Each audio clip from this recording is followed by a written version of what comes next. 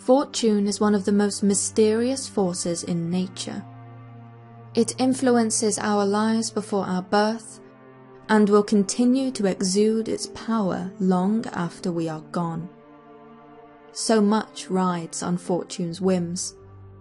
She can be quick to give generously, and often even quicker to ravage terribly. In history, the Mongols seemed to have Fortune on their side, when nearly the whole world was at their feet. They were even able to gather a force of 140,000 men to cross the sea and take Japan. Yet, Fortune does no man's bidding forever. Her fickle hand decided to strike a blow against the Mongols in the form of a monstrous typhoon. Japan had expected an enormous invasion, but instead Fortune delivered thousands of dead, bloated bodies. Because of this, Fortune appears an almost paranormal force. The ancient Romans recognized this, choosing to see luck in the form of the goddess Fortuna. For her they built temples, worshipping her veiled form in the hopes of winning her whimsical favor. Animals were sacrificed and their entrails scrutinized, all with the aim of decoding a message from her. Yet Fortuna was not so easily amused. Earthquakes, famines, and pestilence still visited the Romans as they did elsewhere. The legendary figures of Roman genius would have come to naught without Fortune's favor. These characters were lucky to have been in the right place at the right time. Without these rare instances of fate, Rome would have fallen to dust, joining the remnants of so many other nameless nations. This, therefore, is the story of how two men acted out the roles assigned to them by the goddess Fortuna, to the extent that they would build a new stage for Western civilization to play out all of its spectacular dramas. The legend goes that Rome, through its founders Romulus and Remus, was born on the teat of a wolf. Both the inhabitants of the city-state and the world accepted this as historical truth. After all, there was definitely something of the wolf in the Romans, a restless nature that beckoned them to conquer and devour everything in their path.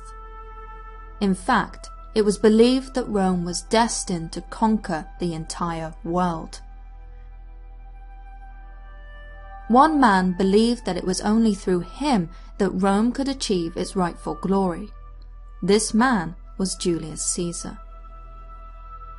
Julius Caesar was a scion of an ancient noble family, a family which, in spite of its proud pedigree, had little more than a few slitherings of gold and a dubious claim to be a descendant of the goddess Venus to show for it. This distasteful fact would fester in Caesar's breast like a sickness throughout his life. This sickness had but one cure: success in all things.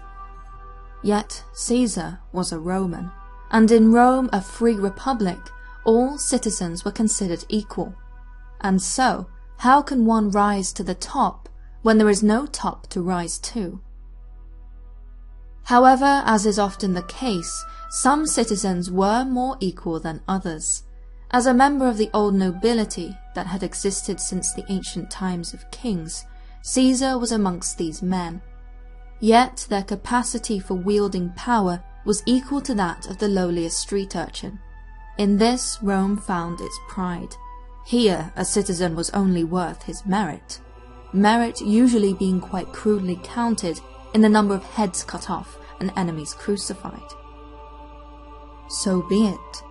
Julius Caesar would use his reputation and genius to excel in this way, and in doing so create a legacy which would take nearly 1,000 years to match in the inexorable deeds of Genghis Khan. As a young man, Caesar's career prospects were bleak, to say the least. His family, though noble, was associated with the losing side of a bloody civil war.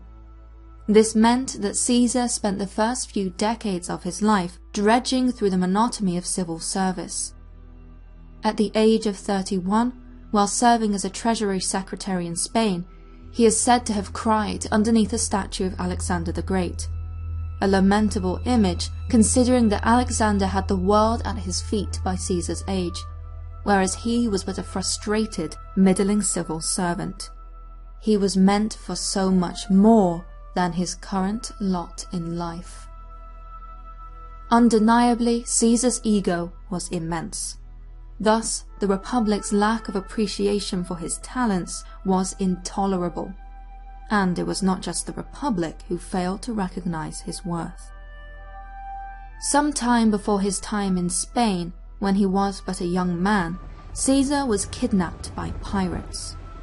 Knowing that they had a noble prisoner in Caesar, the pirates demanded the great sum of 20 talents, a contemporary unit of measurement, in exchange for his safe return. By all standards, this was a princely ransom. After all, a single talent was the equivalent of around 30 kilograms of silver. Such a fee was not to be taken lightly. Any other man from a down-on-their-luck noble family might have worried over their ability to source such an amount. But not Caesar. Rather, he was outraged. 20 talents of silver was a pitiful sum for a man of his quality. He demanded that he was worth 50 at the very least. The pirates took the chastisement with good cheer, even when their uppity captive promised in no uncertain fashion that he would crucify them all. The ransom was duly paid, and another profitable kidnapping concluded. However, it would soon be clear that Julius Caesar was not a man to make idle threats. He quickly assembled a small fleet in Greece and pursued the pirates. One can only imagine their surprise when their one-time captive and haughty aristocrat surrounded them with a flotilla of ships. Outmanned and enveloped, the pirates surrendered to Caesar. Eager to save their lives, all dropped onto bended knee and begged for mercy. Caesar, steely-eyed and sharp of mind, was the sort of man who understood the balance between abject slaughter and clemency. The handing out of mercy could make a man more powerful. After all, such was the prerogative of a king to his subjects. So the pirates got their mercy. As their bodies were hammered to crosses, their throats were slit. A quick death. That was Caesar's mercy. A mercy which the Republic would feel soon enough. It had always been Caesar's ambition to be the very best. The incident with the pirates was just a taster of his capabilities, and of his wrath. However, let it not be doubted that Caesar was anything less than a man of charisma. In fact, it was his charisma which allowed him to progress through the fiercely competitive society of the Romans.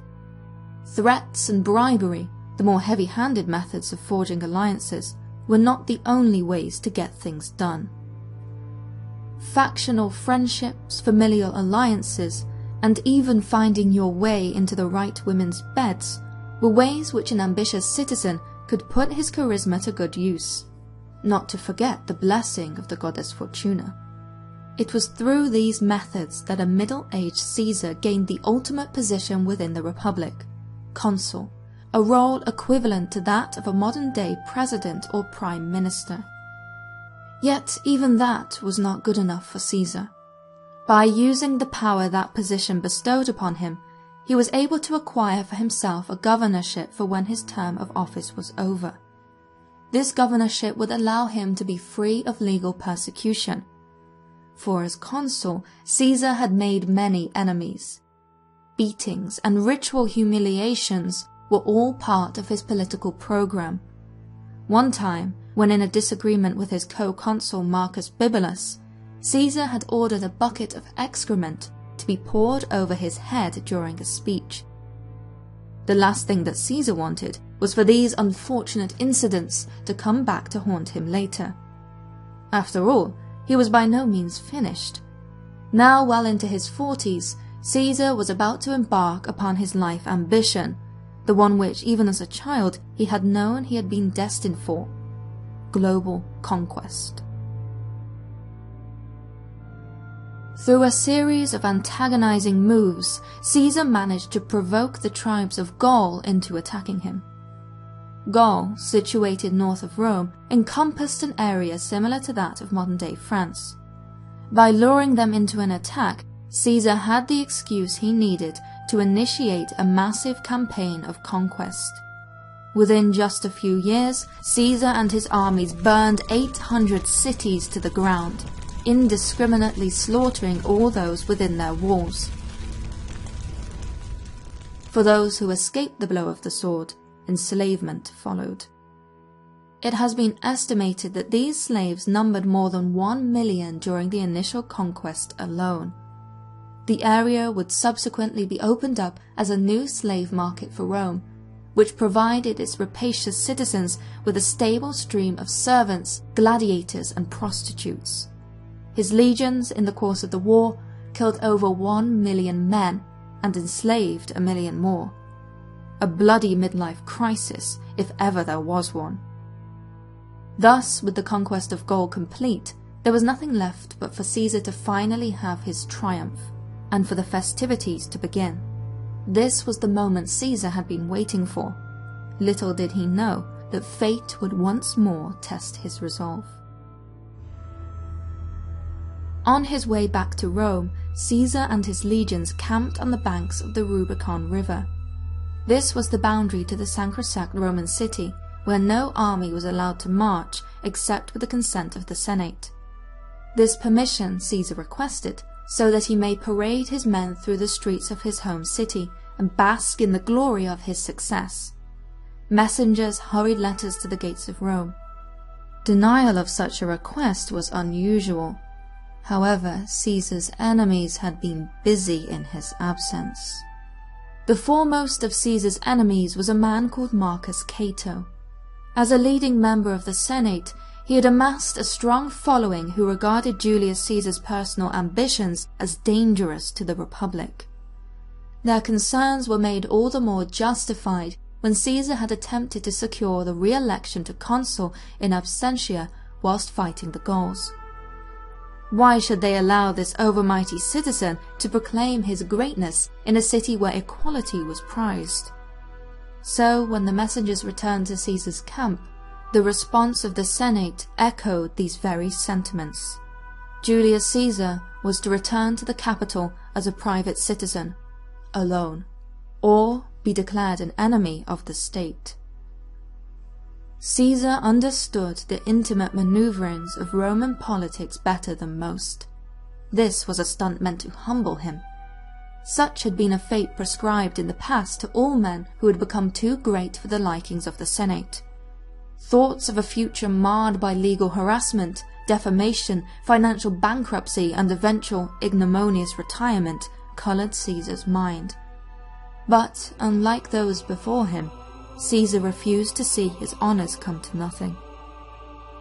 Looking out to his legions, Caesar would have seen an army of tried and tested killers, men who had been hardened by an unimaginably grueling campaign. But, more importantly, men whose hardships Caesar had shared in. As their leader, he had dug trenches and built fortifications with them, starved with them, bled with them, and so forged an unbreakable bond of brotherhood. If it were his command, these soldiers would follow him to the fiery gates of hell. Caesar summoned his men. They wanted their triumph just as much as he did. As their commander spoke to them, it would have become increasingly clear that the only way to achieve their deserved glory was to follow Caesar into civil war. Legend goes that as the army was just about to cross the Rubicon, Caesar ordered them to halt.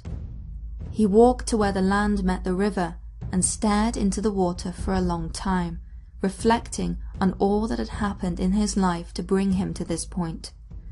Why Caesar decided to cross the Rubicon is a question which has haunted historians for centuries. Perhaps it was at this moment that he would have realized that with just one more step, he would be destroying the old order of Rome.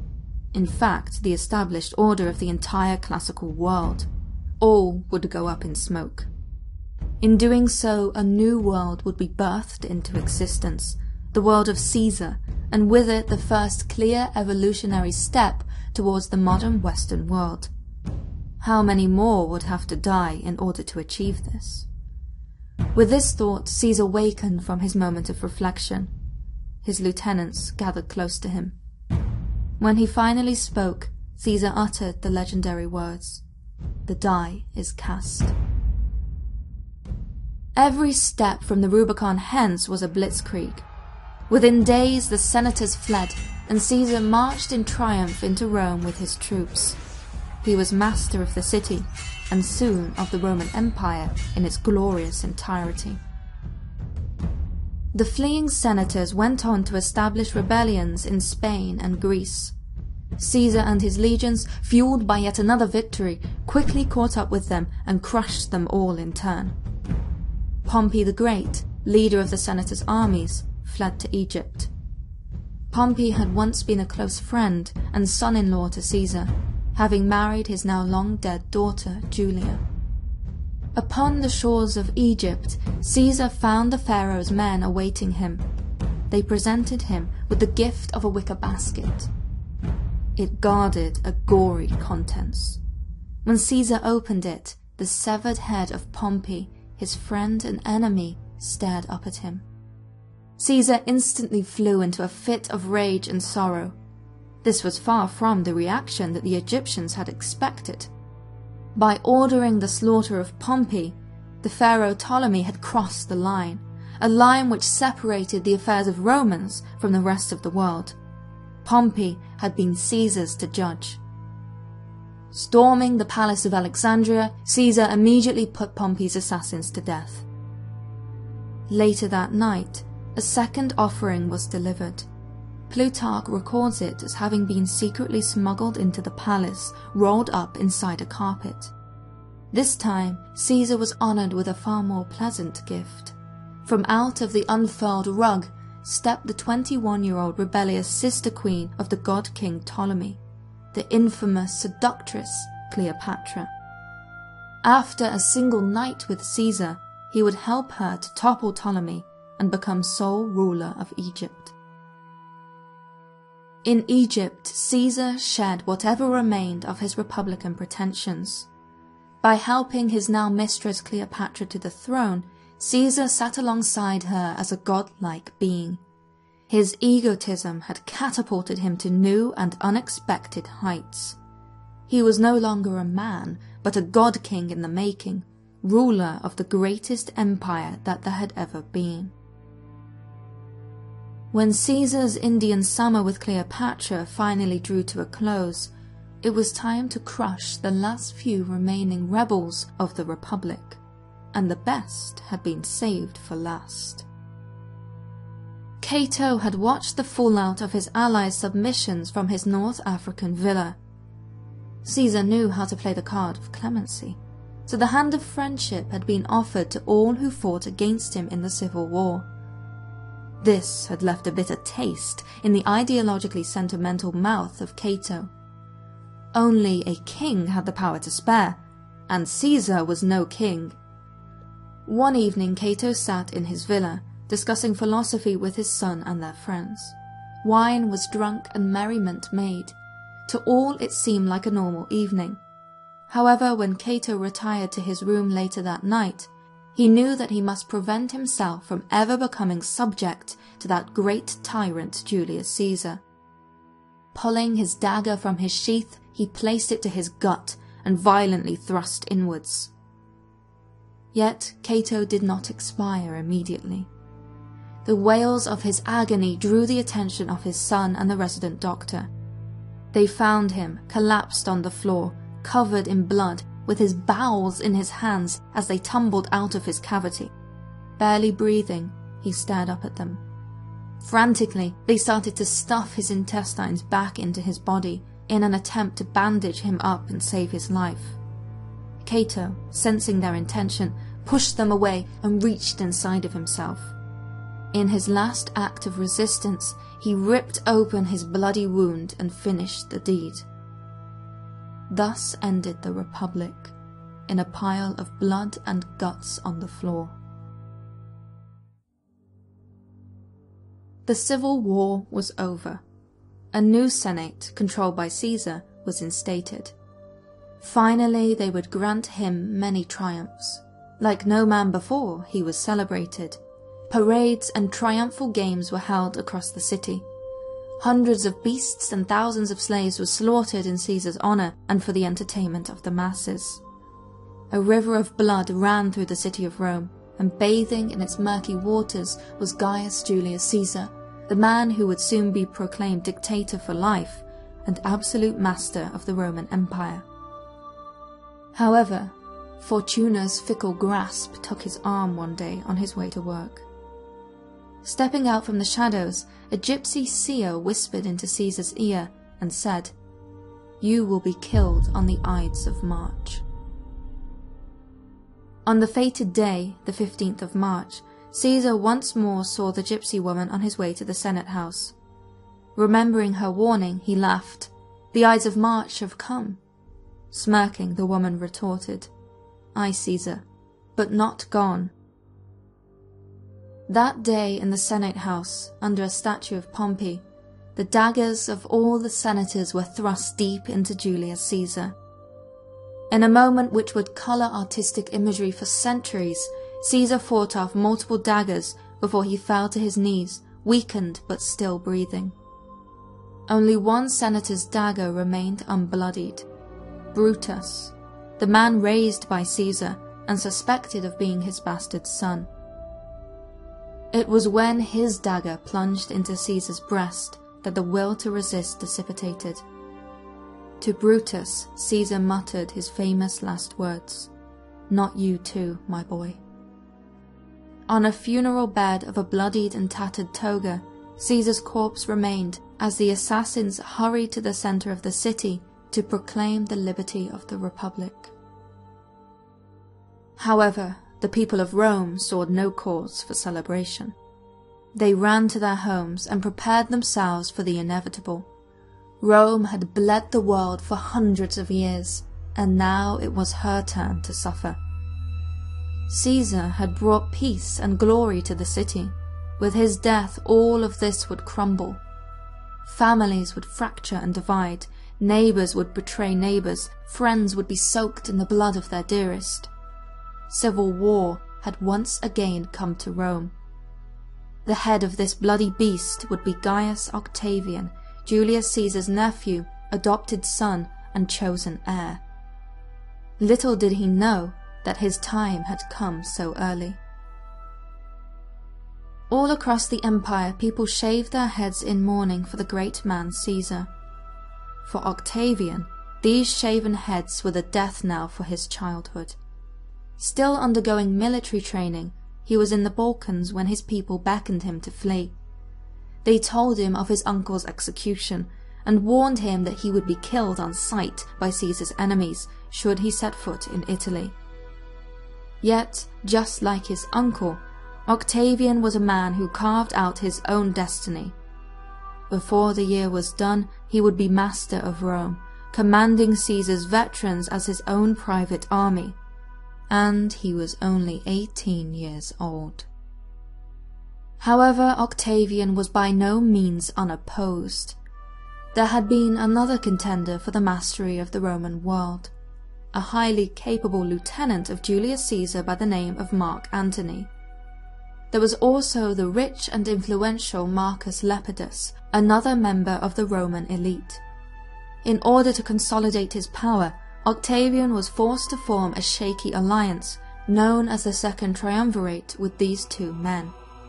With their help, he was able to secure the financial and military backing required to combat his uncle's assassins, who were now known as the Liberators. As for the Liberators themselves, they had assembled a large army in Greece, with many in Rome suspected of nurturing sympathy for their cause. This weed of sympathy would be ripped from the ground with bloody, vengeful talons. Embodying the bloodlust of the Roman sigil, Octavian and Antony instituted a program of organized murder to rid themselves of all their political enemies at home. These were called the proscriptions. Every morning in the forum at the center of the city, a list of traitors' names would be publicized. By sunset, the names were marked on tombs, and a series of heads spiked onto stakes in the forum. These events moved in tandem with the Roman sun, with each new sunrise a new list of names, and with each sunset an exhibition of decapitated heads. With this cycle of death came paranoia and suspicion. Roman citizens would wake up every morning never knowing if that night a soldier would burst through their door and spill their blood over their family's dinner. And they were right to worry, for even Octavian and Antony's friends were struck down in the bloodshed. Cicero, the legendary orator, friend, and financier of Octavian, found his way onto one of these fatal lists for having insulted Mark Antony. It was clear that no one was beyond the reach of the proscriptions.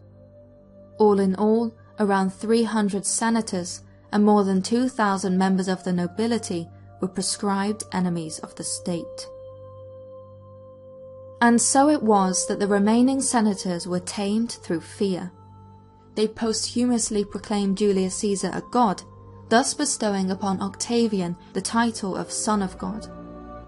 Octavian, Antony, and Lepidus had secured their power base in Rome. Now they were ready to meet the liberators on the field and destroy the old republic once and for all. The venue for the final showdown would be the Battle of Philippi. The man tasked with leading the liberators' legions was Marcus Junius Brutus, the final senator to stab Caesar, who was also most likely his illegitimate child. Whether or not he knew this to be a possible act of patricide is disputed. Chroniclers reported that, in the lead-up to the final battle, Brutus was visited by a shadowy phantom one night. When he asked, "Who art thou?" the immense spectre was reported as having answered, "Thy evil spirit, Brutus, and thou shalt see me at Philippi." Later, when camped on the grounds near Philippi with his legions, Brutus saw the phantom again. This time, the humanoid being said nothing, only looking at him before vanishing. To the superstitious mind of a Roman, this was a bad sign. Yet Brutus was not the only one to receive a ghostly premonition that night. In the opposing army, Octavian dreamt of an apparition who warned him to flee the camp. The following day, Brutus's men split off from the main army and launched a surprise attack on Octavian's troops. Caught unawares, they were immediately defeated. 18,000 bodies turned the ground red. Brutus had sent the camp into a frenzy, as his own men divulged the plunder and the despoiling of the dead. By the time Octavian's tent was reached, Caesar's heir was gone. Despite this loss, there still remained a great number of men to populate the battlefield. Both armies are estimated to have totaled in excess of 400,000 soldiers and auxiliaries. Battles of this proportion were extremely rare. A few miles from Octavian's camp, the Liberators' fleet had intercepted their enemy's reinforcements and cut off their supplies. 2 legions drowned in the sea. That evening, the Liberators toasted their success with the dead men's wine. This left the coalition in a precarious situation. Although Octavian had escaped Brutus's ambush, seemingly on the advice of paranormal intervention, he and Antony were now holed up amongst marshes and mountains with little in the way of provisions for around 200,000 men. This is a fact which Brutus would have been well aware of. The battle had now changed from one of swords and shields to one of stomachs. His legions, with access to the sea, were well provided for. It seemed as though the outcome was secure. However, the goddess Fortuna had other plans. As the siege of the stomachs dragged on, the Liberators' mercenaries began to desert. Increasingly on edge, Brutus and the other liberators fought over how to best proceed, in fears of a complete collapse of the army. Rather than wait for the coalition's inevitable starved surrender, they prepared for an attack. Meanwhile, Mark Antony's men were on the move. Leaving Octavian to protect the front, Antony made for Brutus's flank.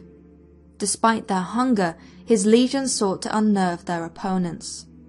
When Liberator soldiers taunted them for their lack of supplies, Antony's men threw bread made from roots over the fortifications. After all, these men were grizzled veterans of Julius Caesar, with some having served under him in the bloody days of Gaul. Hunger was but another cost of victory. Such an act of defiance caused more factional dissent among the liberators. With morale collapsing, it was no longer enough to simply outlast their opponents. With more men and a better position, now was the time to strike. Although the dark omen brought by the phantom haunted Brutus's mind, he was forced to concede to the majority. He was but a republican, and only tyrants like Caesar disregard their fellows. So it was that on the 23rd, the two armies met in battle. Unusual for the standards of the period, the bulk of the fighting was hand-to-hand. The nature of the terrain and the stakes of the battle made missiles and archers redundant. Just as this civil war had started bloody, it would end bloody. The number of the fallen was not recorded, but when the liberators surrendered, there were only 14,000 men there to do so.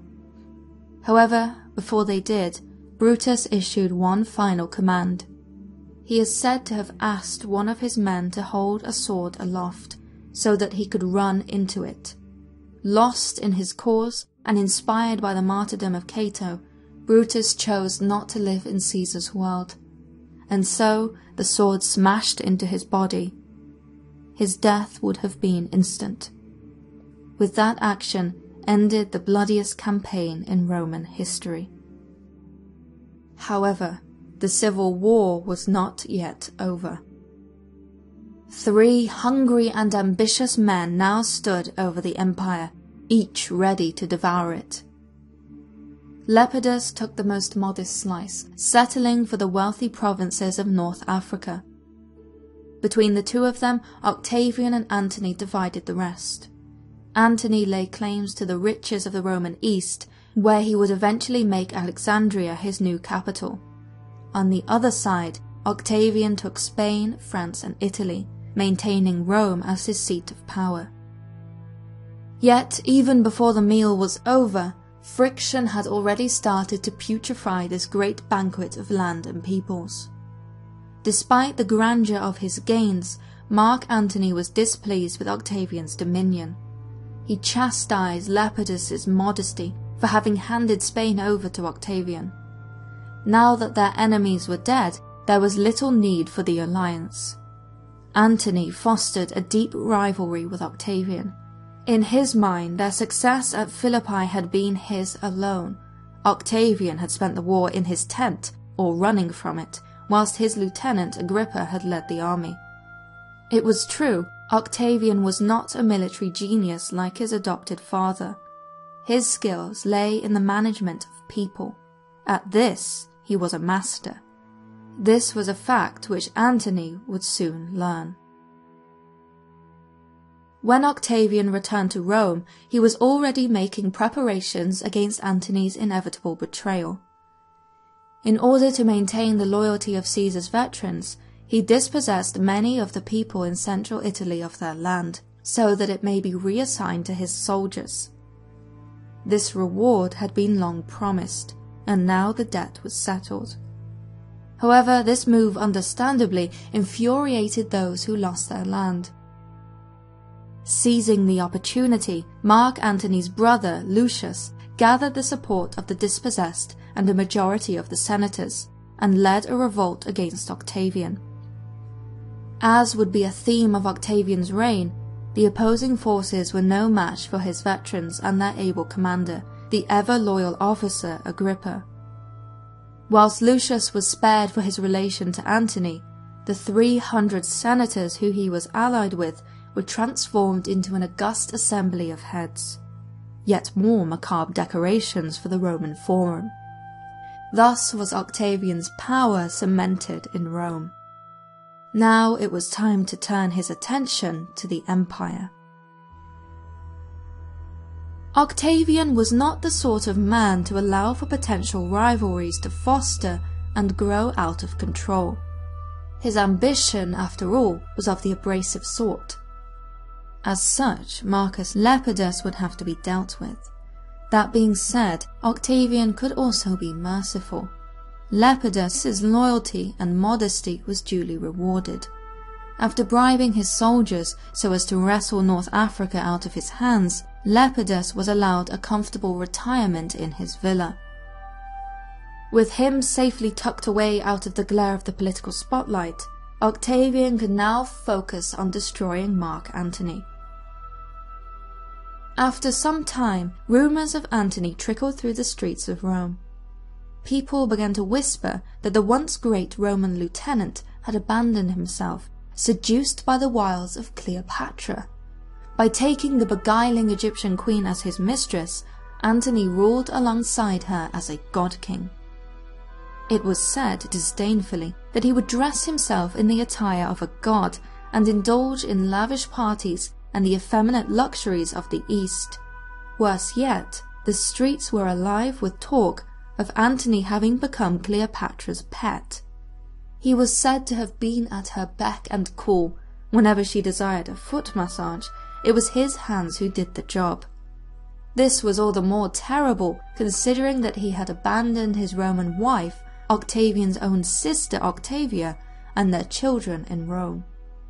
Before too long, everyone in Rome knew of how far Antony had fallen. Going native was an unforgivable crime to the proud Romans. Combined with his faithlessness to his family, it was easy for Mark Antony to be painted as a man of low morals.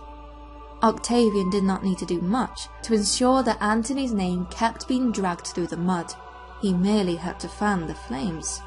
The more people spoke, the more quickly the conclusion was reached. Cleopatra was going to use Mark Antony to make themselves king and queen of the Roman world. Whilst Antony entertained himself with the golden pleasures of the goddess Isis, Octavian was rebranding his own identity as champion of the Roman people. After all, Fortuna had presented him with a stage on which to play. Moreover, noble champion was not a difficult role to fulfill. Indeed, the drama was a tragedy. The Roman people had been betrayed by the Faustian Mark Antony, who had sold his soul to Cleopatra in exchange for her wealth and beauty. Antony was playing this part well. After winning a military victory in the East, he had snubbed Rome, choosing to parade his trophies in Alexandria instead. His villainy reached new lows when he proclaimed that he was planning on dividing the Roman East amongst his children. These were not his lands to give away, as he was supposed to be their guardian on behalf of the Roman people, and not their master. Furthermore, he had declared Caesarion, the bastard child of Julius Caesar and Cleopatra, the legitimate heir to Caesar, thus branding Octavian a usurper. These traitorous revelations were Octavian's stage cue. He must now play the part of Rome's hero, the defender of her liberty and the righteous hand of justice. In doing so, he shed off the skin of the iron-handed youth, transforming himself into the champion of Rome against foreign tyranny. Octavian once again called upon the services of his close friend and lieutenant Agrippa to follow him into battle in the east. Their force would be outnumbered by Mark Antony, who was confident in a victory over Julius Caesar's whelp. Historical rumour recalls the story of a two-headed snake almost 100 feet long being incinerated by lightning in central Italy just before the battle. As snakes were associated with Egyptian royalty, this great spectacle portended the gruesome downfall of Antony and Cleopatra. Meanwhile, on the western coast of Greece, at Actium, Antony and Cleopatra assembled two formidable fleets of large warships, estimated at around 230 vessels, which were vastly larger than Octavian's. However, this upper hand was lost when, just before the battle, one of Antony's generals defected to Octavian, bringing with him the enemy's battle plans. The advantage was lost. Antony's fleet was set ablaze under a storm of firebrands. Unable to do anything, he watched on as 200 of his ships sank, friends and soldiers still aboard, to the bottom of the Mediterranean. On top of this, it seems as though love was proving herself a fickle friend, as Cleopatra abandoned Antony, being the first to retreat. Relinquishing all hope, Antony left his large warship for a smaller vessel so as to flee back to Alexandria. Within a week, all of Antony's forces had surrendered. Cleopatra and Antony no longer had any support. It is believed that, under the mistaken impression that Cleopatra was already dead, Antony committed suicide by stabbing himself with his sword. Just before he died, a messenger is said to have arrived, informing him that Cleopatra still lived. As his life force ebbed away, his friends carried him to her monument in which she was hiding, where he died in her arms. When Octavian finally reached Alexandria, Cleopatra was taken prisoner. Upon learning that she was destined to be paraded through the streets of Rome as part of Octavian's triumph, Cleopatra killed herself. Death was a more noble fate than being publicly stripped of one's titles and humiliated as a trophy.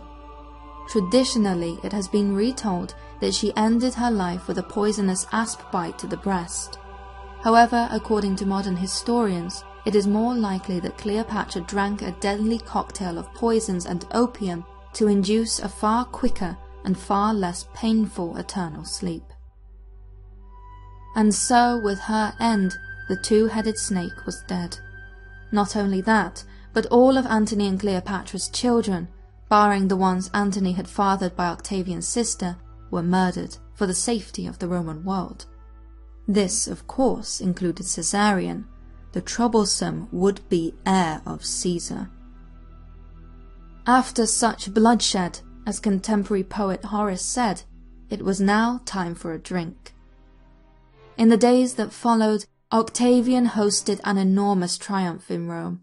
Endless spoils of war, as well as animals, slaves, and entertainers, were transported to the city from all across the world. After all, one of the wealthiest provinces of the age, Egypt, had just been annexed to the empire. Even the triumphs of his adopted father, Caesar, would have paled in comparison. Yet Octavian was about more than just material splendor. To showcase his godliness to the people, he had hundreds of shrines erected throughout the city. Behind his own house, a beautiful marble temple of Apollo was built. The location, of course, was no coincidence. It was meant to show Octavian's personal association with the god of light. His house would become a temple in its own way too, as everyone in Rome was destined to pay a visit if they wished to advance themselves in society. Octavian, after all, now held the keys to every door, having waded through blood to do so. In due course, the Senate would present him with the name Augustus, the illustrious one, which from then on would be used as the official title of the princeps of the Roman Empire.